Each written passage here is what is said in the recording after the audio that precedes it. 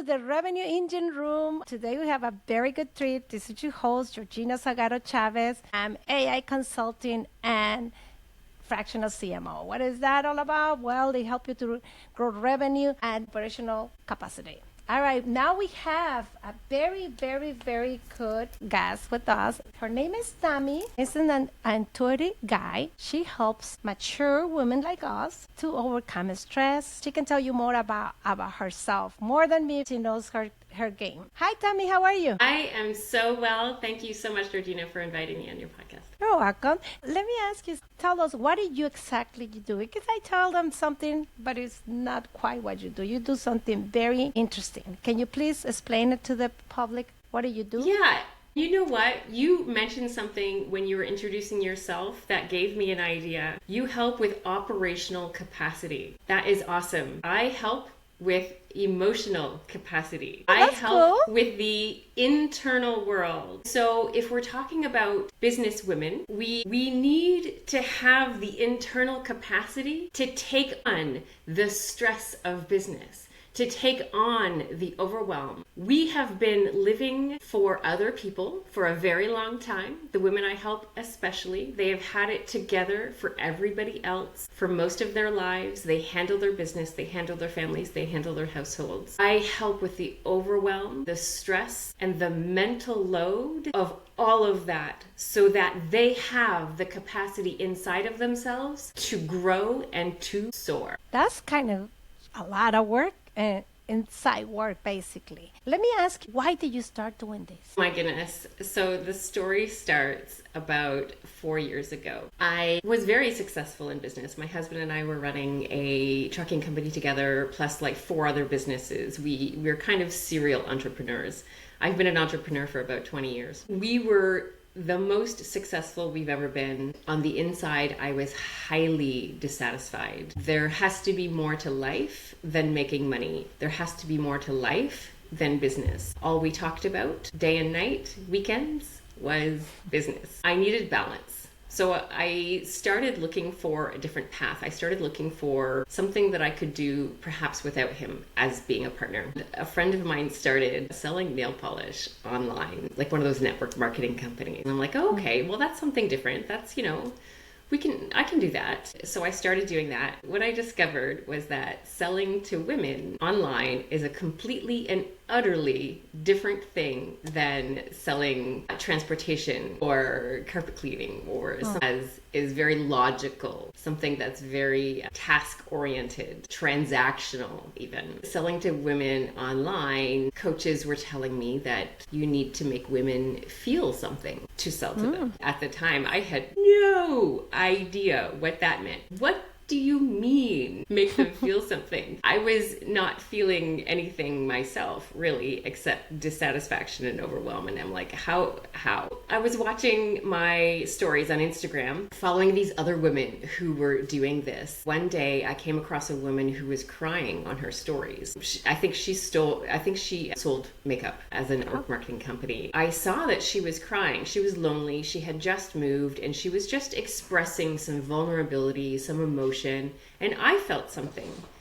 And then the next day she went on and expressed gratitude for all of the people that, grouped around her, gave her the empathy that she was looking for and surrounded her with love and appreciation. I thought, well, that's how you make women feel something. Knowing now, that was 4 years ago. There's lots of other ways now. I know that now. But back then I had no idea. So I said, I'm going to try this.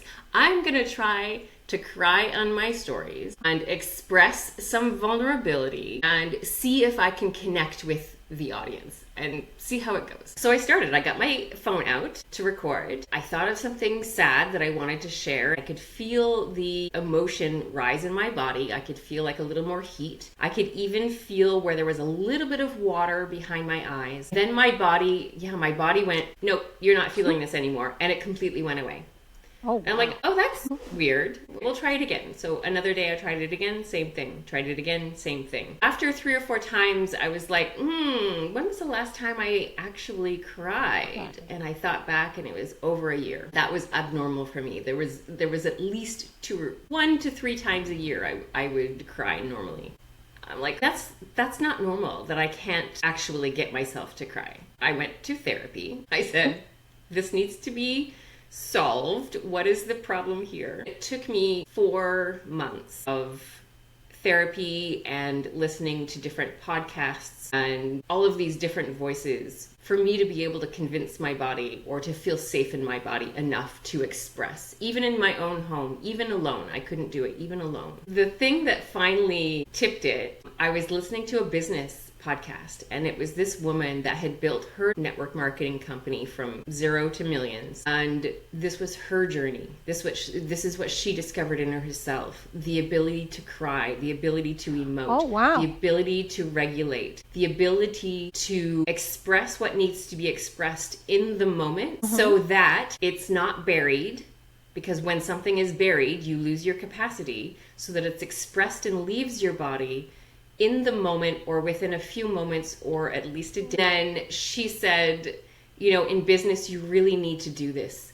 You really need to be able to take care of your body on the inside for you to be able to take care of everything else on the outside. That's something that I can tell you for a fact. I experiment myself. I used to own a business with employees and all the shebang, all the paperwork and contracts and all the stuff.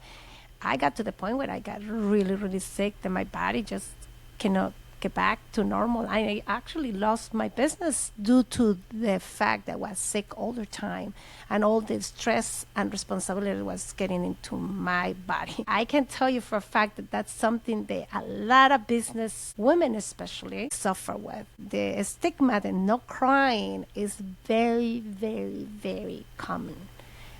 We're supposed to be very tough in business. We're supposed to show a face that sometimes we're falling apart inside, and especially with all the responsibilities in charge of the house. We're in charge of the kids. We're in charge of the husband. We're in charge of the mother-in-law, the brother-in-law, everybody else except us. Nobody's in charge of us, though. I'm glad that you're doing this job. It's very important. Now, let me ask you, for instance, if you were in business and you start going this route, when did you say, this is the business for me, versus this is just something, my story, this is my problem, I have to keep hiding it, I have to stay away, rather than you just say, well, this is my problem and now I'm going to make a business out of it? Can you tell me what is the story behind that? So how I became this guide that I am. Made it out of you a story, you made it into a business. Yeah, absolutely. It was about 2 years into my journey, because once I started learning how to feel better in my body, I didn't stop. Like, it didn't stop with therapy. I went to many different therapists. I went to many different coaches. I followed many different people. I heard many different voices so that I could get the truth kind of from everybody. And there was a point that I felt so good inside my body that I said, it'd be criminal if I didn't bring this to other women. It would be criminal to not share what I have learned with the world. I can't tell you how fulfilling this work has been for me. I have never in my life, in all of my businesses and all of my jobs, ever been so fulfilled and happy with the work that I do. It is changing lives, and it's changing my life every time I help somebody else. And it's the most rewarding. I can't tell you. So in the end of the day, it's worth it. Absolutely. It's absolutely worth it. Yeah. If you see a woman up there struggling in business, and you see that she has a lot of stress, that you see that she's struggling with juggling all the hats that she has on, what would you say to her? There's so much, Georgina. I don't know one thing. There's not one thing that can solve this, because it's a journey. It's a journey that they have to start somewhere. It's a journey that they have to start putting themselves first. I was talking with a shaman last year, and she was telling me, women, well, everybody, in fact, everybody, men and women, we need to put ourselves first, second, and third. First, second, and third. Our husband and our kids are fourth. And everything else is after that. After that, if we don't put ourselves first, second, and third, we do not have the capacity to be able to take care of everybody else. If we fill ourselves so full, then we can share from the overflow, and it's abundant. There's no end. There is no end to the overflow and impact we can have to other people. But also it's a stigma in that part of it that you just mentioned, because most of us, we try to say we're not supposed to be selfish. We're not supposed to be thinking about us only. We're supposed to be compassionate and give it to others. But my thing is, if you are not well together yourself, how are you going to give it to others what you offer? You don't have nothing to offer in that case. What do you think about the people that think are selfish if you do that? That's such a horrible stigma that's out there. Oh my goodness. And I prescribe to it too. I absolutely prescribe to it. I had to change that belief inside me, because what is the most selfless thing is to give with abundance, to give without making somebody else guilty. What if you're giving from an empty cup, but then you're bitter about it? Mm-hmm. They're not doing their part. That's not right either, right? If we're bitter from other people, or we're frustrated with other people because they're not giving to us like we're giving to them, that's not good either. I heard this quote once: I'll work on me for you, and you work on you for me. Not the other way around. Well, when you go in the plane, what did they say? Put the mask first, and then you help others to put the mask. So it's not just you putting the mask to others, and then in the very end you put it yourself, right? So that's similar to what you're saying. Now, let me ask you a question. For instance, in your line of work, people are not very good at showing emotions for whatever reason, especially in the business world. Who shows you more resistance, men or women? It really depends on the person. Mm-hmm.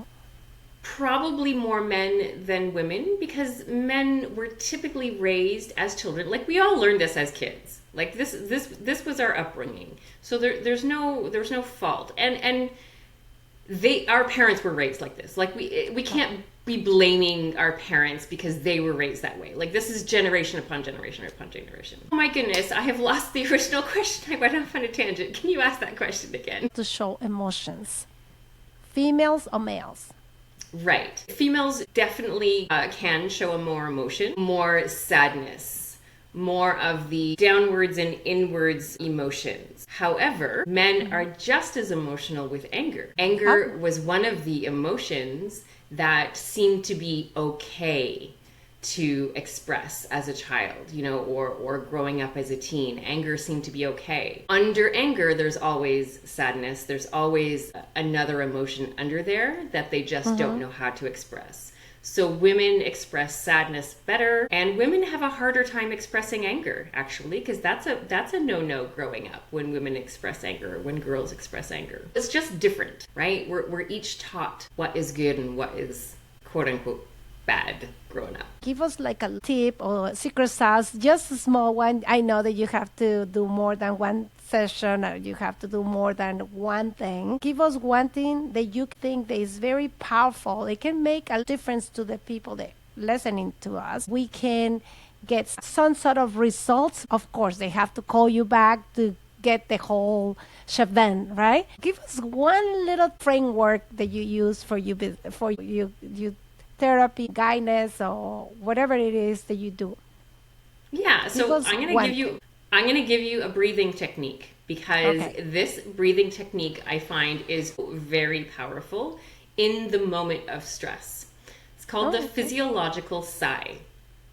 And what you do is you take a deep breath in, and then you take another sip of air at the very top, and then a slow, long exhale. You do this over and over again for perhaps 3 minutes, and you will find a huge difference in your chest, in your breathing, in your stress level. Basically, stress is tightness. Stress is an inward tension in your muscles. You're holding things together. That's the stress. These sighs expand, relax your muscles, relax your body. So the physiological sigh, I think, for me anyway, because there's many different breathing techniques you could use, in the moment, for me, that physiological sigh is so, so powerful. I do it right before I go on stages to speak. It just calms my nerves in the moment so well. That's kind of cool. I hope that everybody practice it.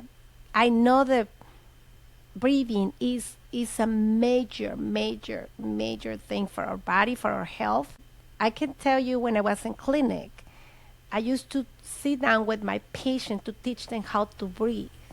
Because a lot of people, they are so much stressed out, so much into the today, go, going with the kids, going to play ball, going to do everything else, but they forget how to breathe. Many people I find out in clinic, when I was in clinic every single day, I was teaching them how to breathe. Normally, people, when they're under stress, they breathe backwards. They breathe backwards rather than fill out. When they inhale the air, they contract. Basically, they are not getting the oxygen that they need to get in order for them to have a quality life. One more thing. I put you in the spot now. If you are an entrepreneur, what would you do in order for you to take care of yourself? What would you recommend? Like, for instance, it can be the breathing, but it can be walking, it can be whatever else. But maybe you have a secret that people can start putting in their mind and say, listen, I'm going to do that.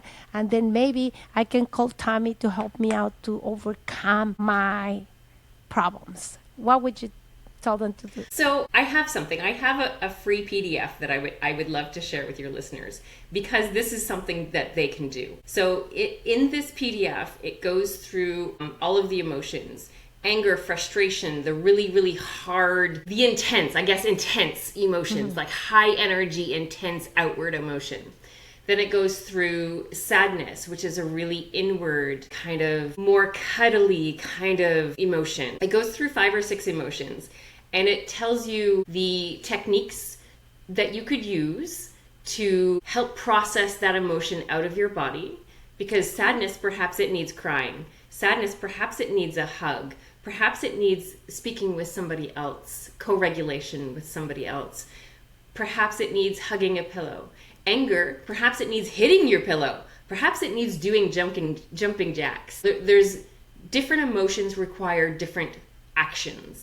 I would love to be able to offer your listeners that this. would be nice, but also to do the PDF teach you how the emotion manifests in your body? It doesn't teach how it manifests. Because that's a long story. How it manifests goes back to childhood, goes back to what you learned in childhood, and all the way through the years. You've gained these strategies. You've believed these thoughts that other people have told you, and the stories that are running through your unconscious mind that you aren't even aware of affect how you feel. And that's a lot of the work I do. Is I help people with their bodies relieving stress, but I also help them with their limiting beliefs, with those beliefs and those stories that have been running around in their heads for decades. I can help them dissolve those stories so that that stress doesn't affect them anymore, so that they aren't triggered anymore in the same situations that they used to be triggered. That was a really, really fun thing that started happening to me, especially with my husband, because we were business partners. You know, he would say something that was triggering to me, and then I would be having the same conversation months later, and I'd be like, I'm not triggered anymore. This what we're saying doesn't trigger me anymore. So I didn't even need to regulate my body and use those tools because I didn't get affected in the first place. Basically, you were healing of your emotional problems. That's what it is. Or maybe you already know how to manage it, the emotions. What would it be? So I was healing. Oh, that's good. I was healing. Yeah, absolutely. All of those beliefs that I had to all be healed. Yeah, 100% I was healing. That's very good. How long you been in business? 2 years now. All Even right, though this recent entrepreneurial journey has been 2 years, and it's been wonderful. It's been absolutely wonderful. I can't tell you how important this work is to me. It's so rewarding. And where they can find you, Tammy? If they're looking for you, are they looking for the job that you do? Where they can find you? Do you have a website? Do you have a physical address? Or how they can find you? Yeah, so the easiest place is probably Facebook or Instagram. So we can put the links, I assume we can put links below in your podcast. Yeah. So I'm just Tammy Perrin on Facebook, and on Instagram it's at Tammy Perrin's Life. But Can you spell it? Because Perrin can be Parent, but it can be a different way to write it. Tammy can write it with 2 M's. I put 2 M's, but maybe it's a 1 M. Can you spell it for them, please? Absolutely. So it's TammyPerrin.